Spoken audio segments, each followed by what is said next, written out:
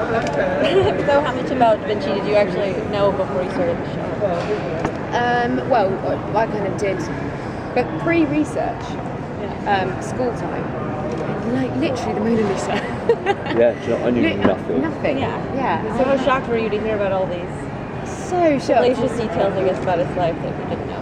Yeah, well, that's true. Yeah, kind of the ambidextrous thing was amazing. Yeah. The vegetarian thing was amazing. The fact that this is going to make me sound really stupid, but the fact that he was more than an artist and he was an inventor. I didn't realise that he was an inventor. He was inventing so many things. All that kind of stuff. Yeah. And not sticking to one genre. He was cross-genre inventing crazy things, submarines and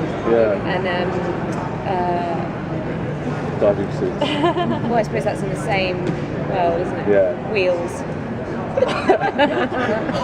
We're getting a bit giggly now, sorry, the last people we're a little bit hysterical. Yeah. Also, Lorenzo de Medici, I didn't realise just what an influence really he was on the future, how kind of, I don't think it's quite been explored, but just, but I mean, an amazing historical figure of force. You know, they're both of them are kind of ahead of their time in their own right, totally different, circumstances.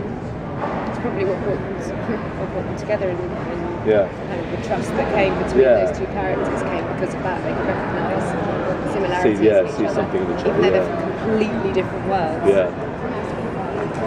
If they're around now, I can't imagine the things that they could have done if they would just been like. Yeah, that's true. Yeah, there's an opportunity this season for lots of the characters who didn't come across each other in the first season to actually join forces and have opportunities to meet each other this season. And we did, didn't we? We'd had some nice. What's this? We've got some nice bits. Some nice stuff. It's interesting, and we cross paths with characters that we don't want to come across, and it's. I think I was saying this season, it almost feels like last season was kind of a prequel in a weird way, because this year it all feels like everyone's really in tune with everything this year. Every department across the board, effects, the actors, the writing, the stories, the characters. I know for me personally, I feel like you get to know more about Zoe in the first 2 episodes of season 2 than you did the entirety of season 1.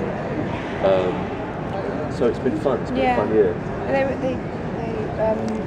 I had an opportunity to actually go back as well, to go backwards in time. So go and discover who Lucretia was 7-8 years ago, and what happened in her life, and changed her life forever. So I feel like this event happened. There were 2 paths. If this hadn't happened, she would have gone down the other path, and she would have grown up to probably be a really strong, loving, open, warm, caring woman. This thing happened which meant she had to take the other path, which just changed everything about her. Everything about her natural instincts as well. Her natural instincts are that of somebody who's a lot more sympathetic, caring, loving. Probably would be a mum, have lots of friends, but actually she lives a very solitary existence, lonely existence, and she's constantly trying to avenge what happened.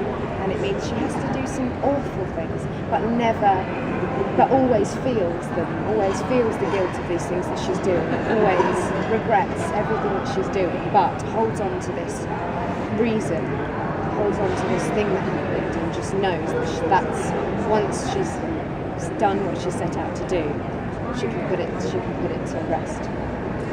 Lucretia has very interesting taste in men, obviously very good taste in men, Leonardo and Lorenzo.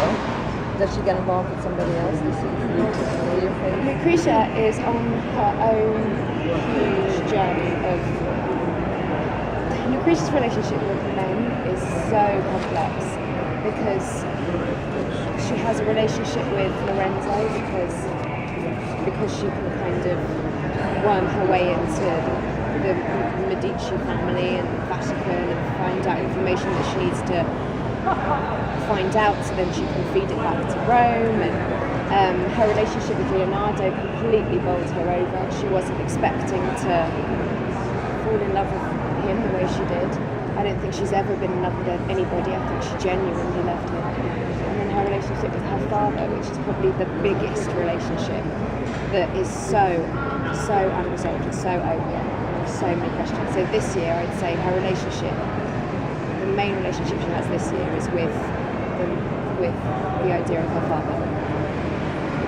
Greg, do you also enjoy the sort of chemistry you have with Leonardo, and his name escapes me, the young character? Nico. Nico, yes.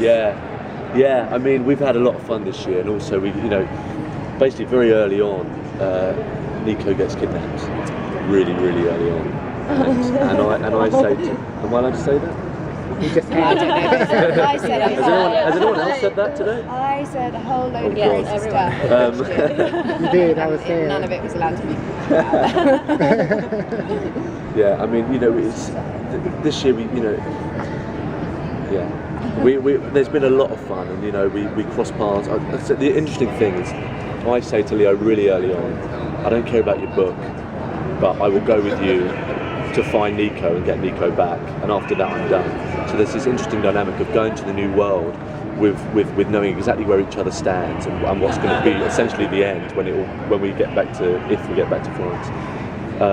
But having to survive and be the only two people that know each other in this kind of weird, mad, scary world, and then bumping into some other already scary characters that we know from Florence. It's a really interesting dynamics this year. It's been fun. Not so much comedy here. There's lots of comedy and there's lots of You've got a lovely balance and this lots year. of drama. Yeah, I remember reading the scripts and thinking, oh, Zoe is fleshing out. Yeah, it's good. You said that as well, like you get to do the kind of funny, kooky, crazy, fun Zoe that we all love, but you also get to turn your hand at discovering Zoe in a really dramatic. Yeah. The show's like a long game.